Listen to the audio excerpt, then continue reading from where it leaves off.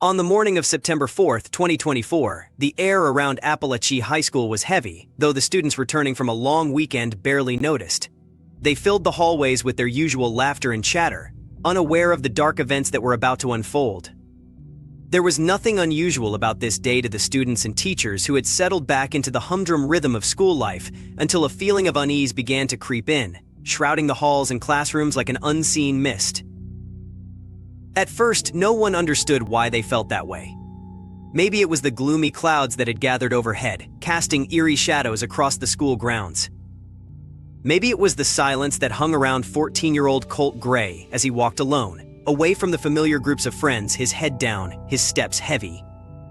Nobody paid much attention to the boy's haunted eyes, or the tense set of his shoulders, or the quiet intensity with which he moved through the corridors that morning. If anyone had stopped to notice, they might have seen the weight of something terrible pressing on him, something dark lurking just beneath his expression.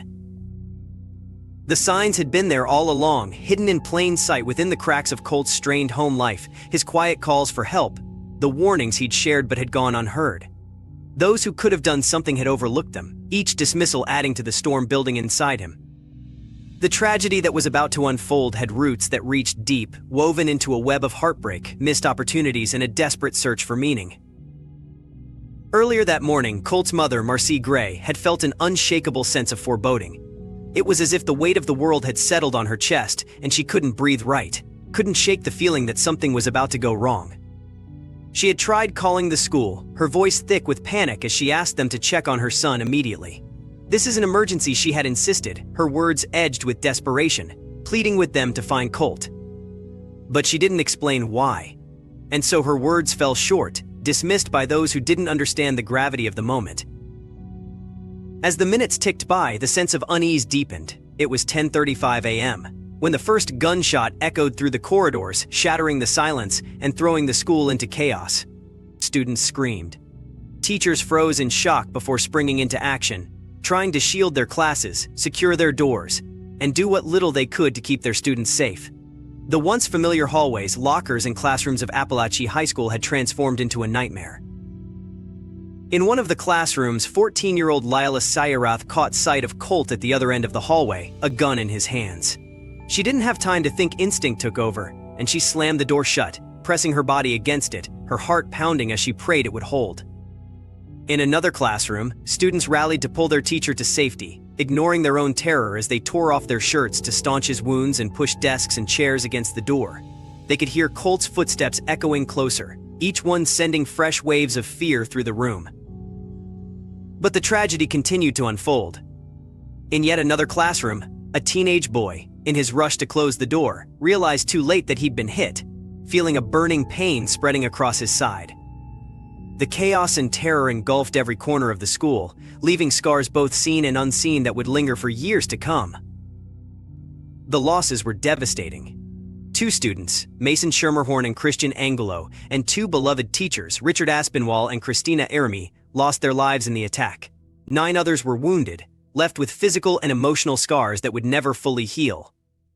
The tragedy was not only a devastating loss of life, but a haunting reminder of missed cries for help and warnings left unheeded.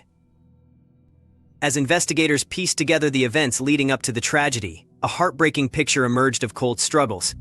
Just hours before the shooting, Colt had sent his mother a short but haunting text message, "I'm sorry, Mom." Alarm bells had rung in Marcy's mind the instant she read it. She knew her son's struggles and had seen him wrestling with dark thoughts for months. She had desperately tried to reach out to the school, but by then it was already too late. The signs had been there for longer than anyone could remember. Colt's family had been worried about him for months, their fears only growing as his behavior became more erratic. Marcy's sister, Annie Brown, had been particularly concerned. A week before the shooting, Colt's grandmother had gone to the school, hoping to find help for him. She had reached out to the school counselor, pleading for support, sharing her deep worry about his mental health. "He starts with the therapist tomorrow," she'd messaged Annie, clinging to hope that this would be the beginning of a change for him. The deeper Annie's fears became, the more she shared them with her family. Colt had confided in her that he'd been experiencing disturbing thoughts of violence and self-harm. He'd pleaded for help, told her that he felt as if he were on the edge of something terrible. Yet, in a system stretched too thin, his desperate pleas for help had slipped through the cracks. Annie, who lived far away in Central Florida, had tried to support him from a distance, but her texts and phone calls were no match for the storm Colt faced each day at home. In an environment rife with conflict and isolation, Colt's struggles only deepened. Marcy had faced her own demons, struggling with issues of family violence. In December 2023, she had pleaded guilty to charges that resulted in a court order barring her from contacting Colt's father, Colin Gray. The tense, fractured family life created an unstable foundation for Colt, one that left him feeling trapped, abandoned, and utterly alone. Marcy's fears only grew in the weeks leading up to the tragedy. In August 2024, Annie shared text messages in which she expressed her own concerns about Colt having access to a gun. But in an environment where firearms were common and even celebrated, her concerns were brushed off. Colt's father, Colin, had even purchased an AR-style rifle as a holiday gift for his son, viewing it as a family tradition, a rite of passage. But that gift, intended as a gesture of love and bonding, would become the tool of unimaginable loss.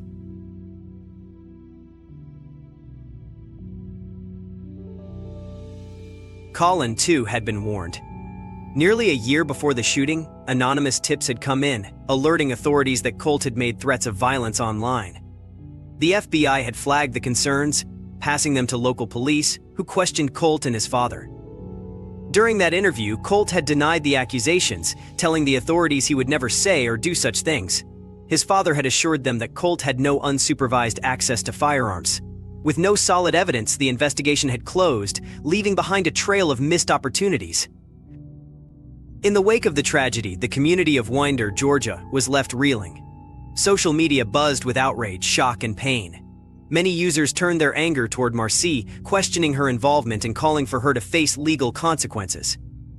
She should be arrested too, some demanded, while others dismissed her pleas, claiming she had let her son slip into darkness without lifting a finger. As the investigation progressed, the questions surrounding Colt's actions, his mental health, and the failures of those around him loomed large. His father now faced multiple charges, including involuntary manslaughter, second-degree murder, and cruelty to children. The weight of those charges was heavy, but they barely scratched the surface of the profound heartbreak felt by the community and the families of the victims. The tragedy at Appalachia High School had transformed from a local loss to a national symbol of the urgent need for reform. Calls for better mental health resources, stricter gun control measures, and compassionate intervention programs for troubled youth filled the airwaves. The small town of Winder, once a peaceful community, now stood as a painful reminder of the high cost of inaction and missed opportunities. At a vigil held for the victims, candles lit up the faces of grieving parents, teachers, and classmates, each one marked by the weight of unimaginable loss. They held each other close, united in their sorrow and in their shared hope that such a tragedy would never happen again. For Colt, his future now lay in the hands of the justice system, a grim reality for a boy who once just wanted to be heard. And for the community, the memory of those lost would remain, their lives a solemn reminder of the tragic consequences when cries for help go unanswered.